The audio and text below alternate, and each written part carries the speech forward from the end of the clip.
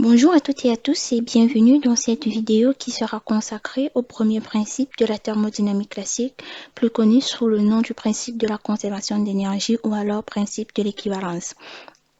Nous dirons que c'est un principe qui caractérise les phénomènes de transformation de l'énergie d'un point de vue quantitatif.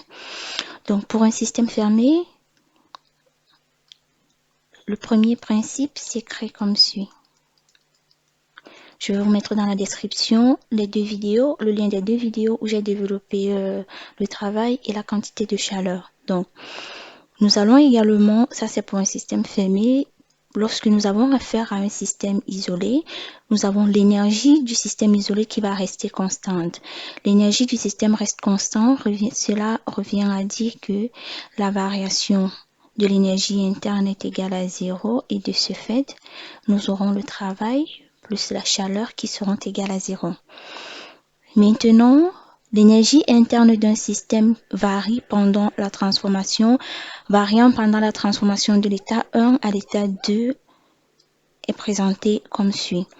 Donc, nous avons delta U qui va être égal à U2 moins U1.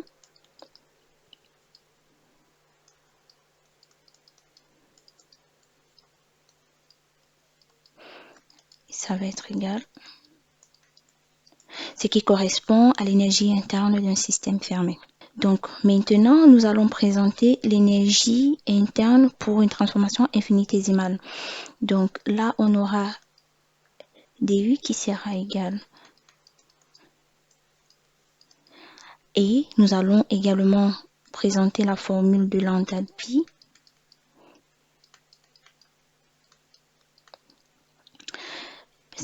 L'enthalpie est une fonction d'état, tout comme l'énergie interne. Mais lorsque nous avons la quantité d'énergie, lorsque nous avons le travail et la chaleur ensemble, ce ne sont pas des fonctions d'état. Mais séparément, elles peuvent être considérées comme des fonctions d'état. Dans la première vidéo, j'en ai parlé très brièvement. Et donc, si on veut trouver la formule de l'enthalpie pour des transformations infinitésimales, on aura donc dH qui sera égal plus, pardon,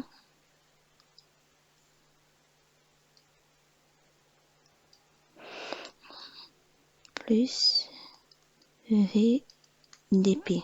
Donc, nous allons passer à la deuxième partie qui sera consacrée à la présentation de la modification de l'énergie interne d'un système en fonction des transformations subies.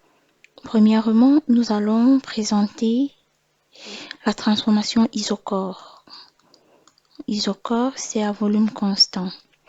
Donc, nous avons l'énergie, nous allons présenter ici les formules finales de l'énergie interne et de l'enthalpie. Donc, on aura delta U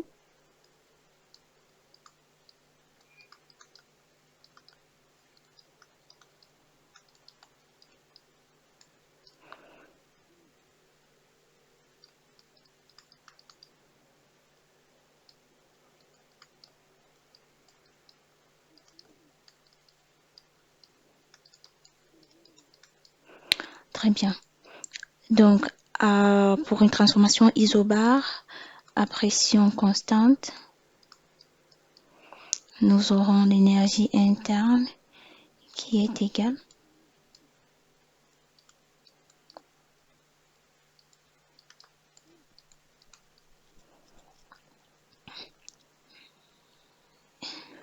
et nous avons l'enthalpie qui est égale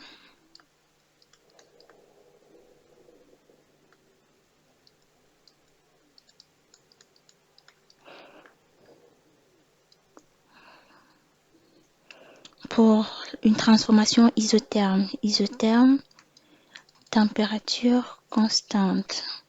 Nous avons la variation de l'énergie interne qui est égale à 0 et l'enthalpie qui est égale à 0. Donc, la dernière transformation que nous allons voir, c'est la transformation adiabatique réversible. Pour la transformation adiabatique réversible, comme présenté dans les vidéos précédentes, on a D de la chaleur qui est égale à 0. De ce fait, nous aurons la variation de l'énergie interne qui va être égale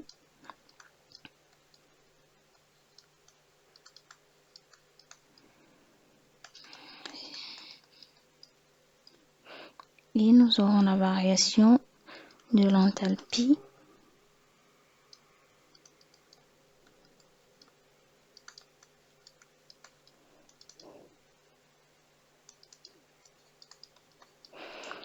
En tenant compte de la relation qui lie la capacité calorifique volumique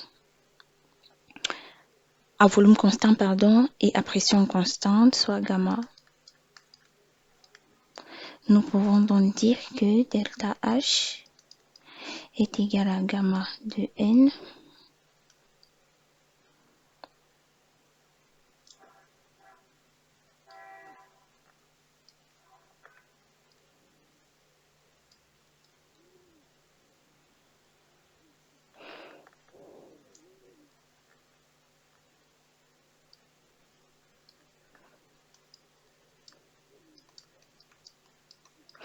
c'est encore égal à gamma fois la variation de l'énergie interne. Nous allons voir un dernier cas. Le dernier cas, c'est pour un cycle de transformation. Donc, je vais écrire ici.